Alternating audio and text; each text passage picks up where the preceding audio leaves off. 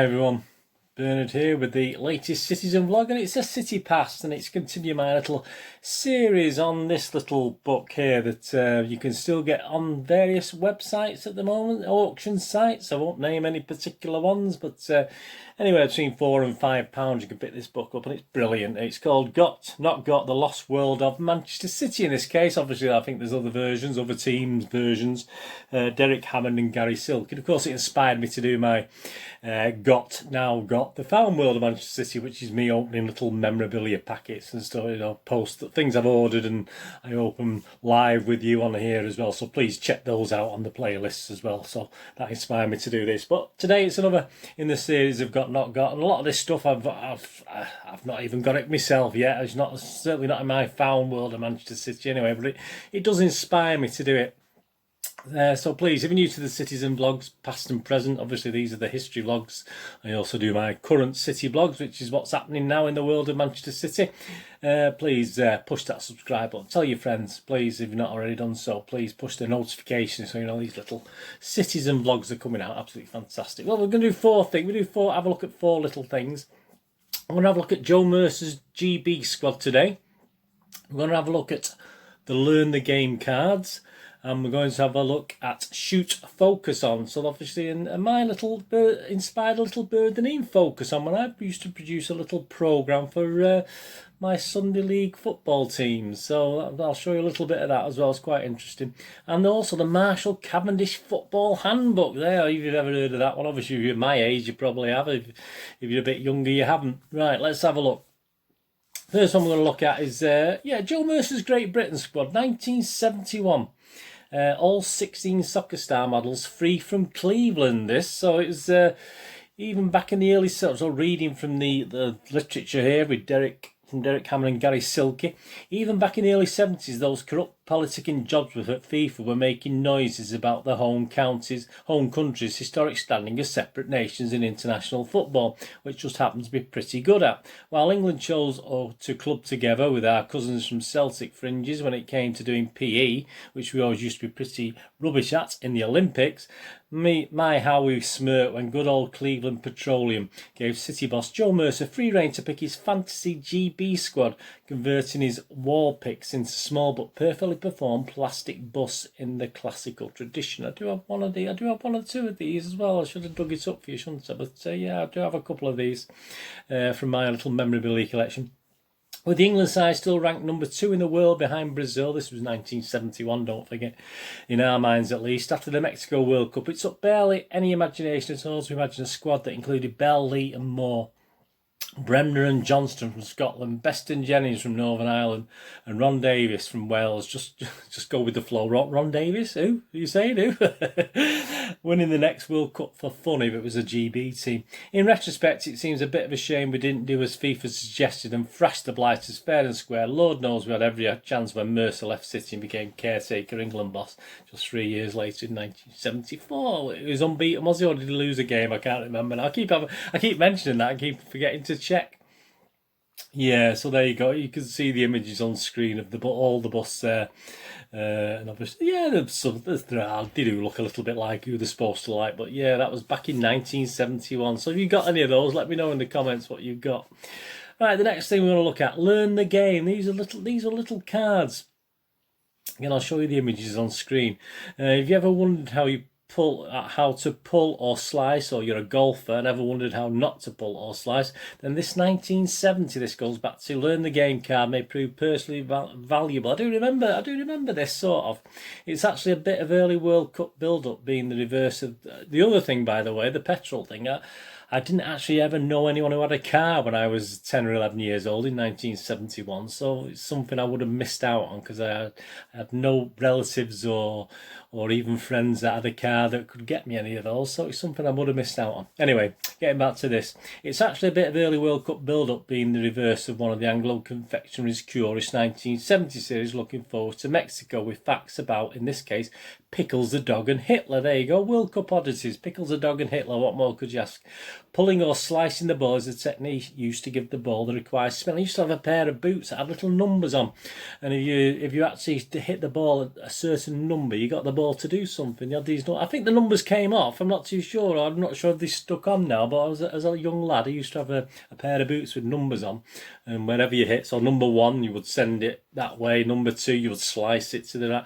So that's just a bit of useless information, but it's a similar principle to these cards, isn't it? Pulling or slicing the ball is a technique used to give the ball the required spin. Great players like Mike Doyle of Manchester City use his skill to pull the ball to its left with the inside of his kicking foot, or to slice it to its right by the outside of the foot. Constant practice is essential. Yeah, I used to spend hours constantly practicing in my back garden, trying to swerve the ball around things. Got that, lads? Don't forget to keep your arms straight. So there you go. That was Learn the Game cards. Very, very useful back in 1970. On to the next one. Yeah, the focus on. I remember this in the Shoot magazine. It may have been in other magazines as well. Again, there's a couple of images on screen where you used to focus on your players, and I still like them now when I see them in match programmes. What's the favourite this, the favourite that? I mean, we're looking at Joseph Royal here, for instance. Focus on Joseph Royal, Manchester City. Favourite TV show? This is of the time, so obviously this is 1974, in the mid-70s. So, favourite TV show, Horizon. Very serious man, Joe Royal. Favourite singers, Rod Stewart, Gary Puckett and the Hollies. The only guys of my age would know this lot. Car, a Volvo 164. I have no idea what that is. I wasn't into cars, so that's in the early 70s. Joe hated dirty ashtrays, but at least he'd been to West Germany. At 6 foot, he was tall enough to pursue his other nominated career of policeman. And finally, all blue eyes. So it does go on and show some more Joe Royal things. But just as, and this is my little thing. This little thing, which I'll show on the... it's not like I'll take an image and put it up properly on the screen. But yeah, I produce these little programs for my Sunday League team with match reports in High Lane Albion. If you live in Manchester, you probably know High Lane, the league table there where we were 8th in the league on that one. But yeah, I used to take one of our players and ask him a player profile. So again, I'll show it on screen. I'm showing it here, but I'll overlay it on the screen.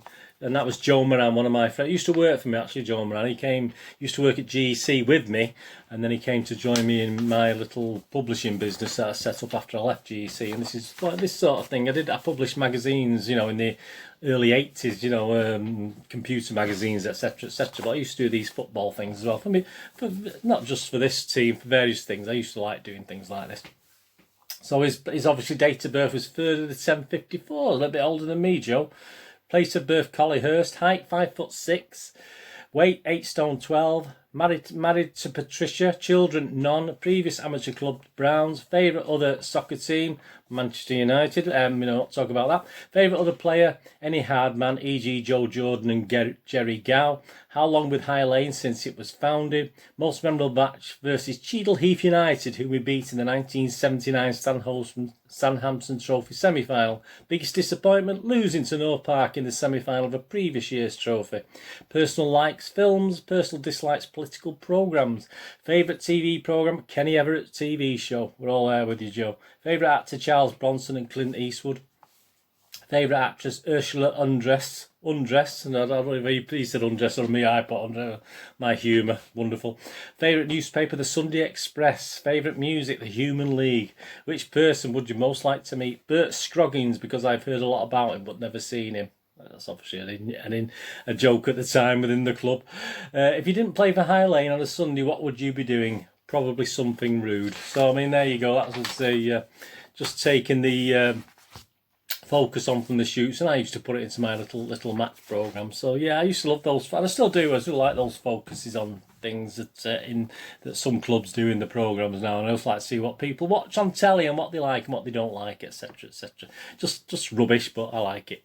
And the last thing we're going to look at is the Marshall Cavendish Football Handbook. Yeah, these little handbooks, I mean, you always had to have these in weekly parts, 30p, so you get all the hints. There's a fair sprinkling of City in these, and long before the age of YouTube, or them reading from the book now, long before the age of YouTube or even your ubiquitous video recorder, there was no easy way to replay golden goals from the past. You just had to wait for them, or to be reshown on Football Focus, which could often prove quite a lengthy process if you're waiting for a specific goal. For most fans, there was some respite available thanks to Marshall Cavendish Football Handbook in 873 weekly parts. 873 times 30p.